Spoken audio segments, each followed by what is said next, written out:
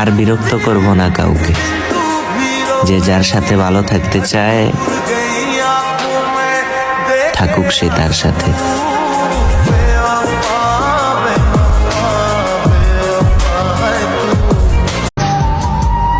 একটা সময় আমি অনেক হাসি খুশি ছিলাম, কিন্তু যেদিন থেকে তার মায়ায় পড়ে গেছি ঠিক সেদিন থেকেই হাসতে ভুলে গেছি।